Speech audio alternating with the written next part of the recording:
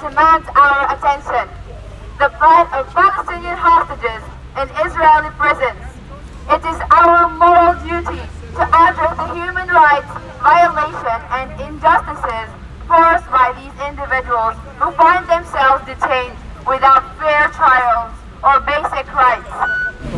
Тежкото положение на палестинските пленници в израелските затвори е наш морален дълг да се борим с нарушенията на човешките права и несправедливостите, с които се сблъскват тези хора, които се оказват задържани без справедлив процес или основни права. Since October 7th, the residents of the Gaza Strip have been subjected to atrocities that trample all human rights, international laws, and rules of war. The victims there are far from just soldiers at the front. There is no front.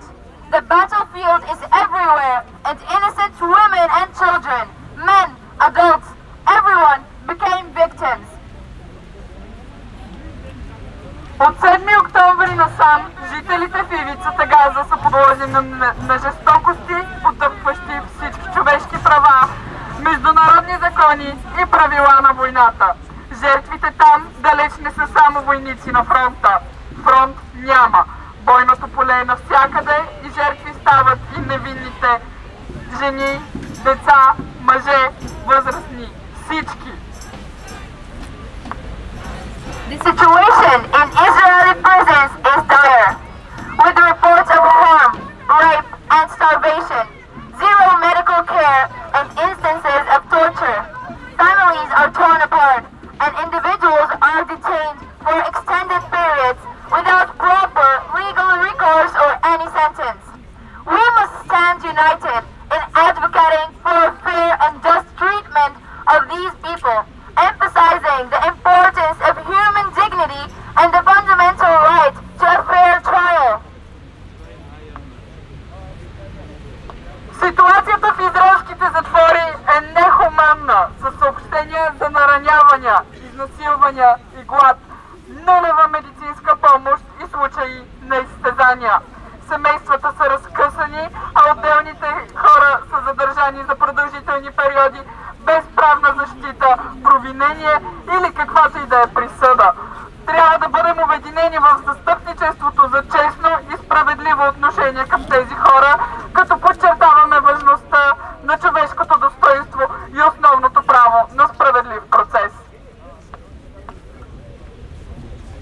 Despite a 7-day pause of fire, in which prisoners from both sides were released, Israel continued to detain civilians, children, teenagers in the West Bank.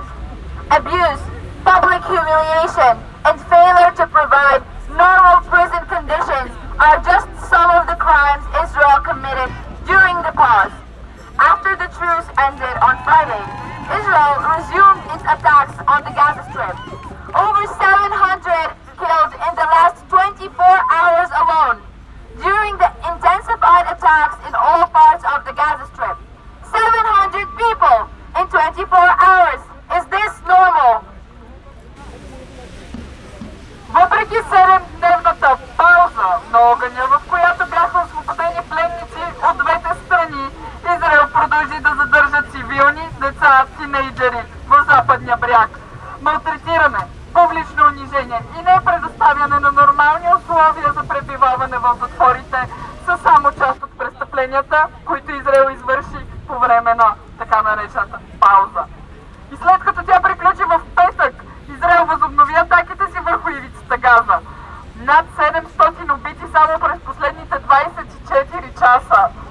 700 души за 24 часа. Нима това е нормално? Let us raise our voices in solidarity with the Palestinian people, urging governments and international organizations to investigate and justify these injustices. It is only through collective efforts that we can bring attention to this issue and work towards a just and equitable resolution.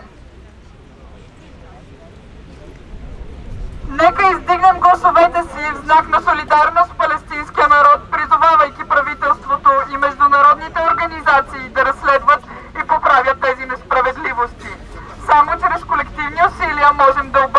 внимание на този проблем и да работим за намиране на справедливо и равноправно решение. Световната общност не трябва да си затваря очите за тежкото положение на палестинския народ и геноцида, който се разкрива пред очите ни в ивицата Газа. Призивите за справедливост и защита на правата на човека трябва да бъдат посрещнати с мислени действия за справяне с първопричините на конфликта и облегчаване на страданията на хората. I had an interesting conversation a few days ago, and I was asked the question, I know you hope, but do you realistically believe that you will see the end of the conflict? That you will see a free Palestine while you're alive? And as much as I want this question to have a clear answer, not to be discussed every day, it is more and more difficult to answer. The old will die, and the young will forget, is a famous line addressed to the Palestinians. But we did not forget, and we will not let the children after us forget. From its inception until today, Israel has violated hundreds of UN resolutions, laws of war, human rights, and laws. Is this something we should turn a blind eye to? We stand here before you with an appeal to continue to stand on the side of justice. We call for compliance with international laws and respect for human rights. We call for a permanent ceasefire in the Gaza Strip.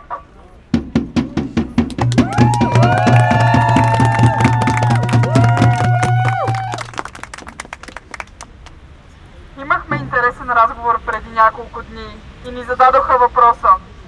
Знам, че се надяваш, но реалистично ли вярваш, че ще видиш края на конфликта? Че ще видиш свободна Палестина, докато си жива? И колкото и да искам този въпрос да има ясен отговор и да не подлежи на обсъждане, всеки ден става по-трудно и по-трудно да отговорим. Старите ще си отидат, а младите ще забравят. Е известна реплика, обърната по адрес на палестинците. Но ние не забравихме и няма и да оставим децата след нас да забравят. От създаването си до днес Израел нарушава стотици резолюции на ООН, закони на войната, човешки права и закони. Нима това е нещо, за което да си затворим очите? Тук пред вас заставаме с апел да продължите да заставате на страната на правдата. Призоваваме за спазване на международните закони и уважаването на човешките права. Призоваваме за трайно спиране на огъня в ивицата Газа.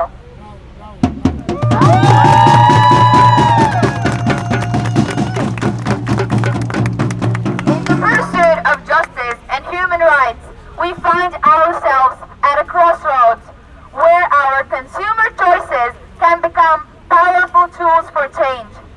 The call to boycott global brands that support the Israeli regime of occupation over the Palestinian people, such as McDonald's, Starbucks, KFC, Subway, the Coca-Cola Company, and a number of others, is rooted in the belief that economic pressure can lead to meaningful political change.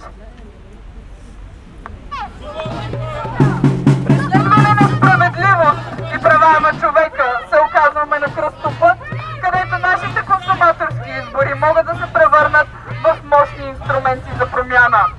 Призивът за бойкотиране на световни марки, които подкрепят израелския режим на окупация над палестинския народ, като тези на Макдоналдс, Starbucks, KFC, Subway, Coca-Cola Company и редица други, са корени в убеждението, че икономическия натиск може да доведе до значима политическа промяна.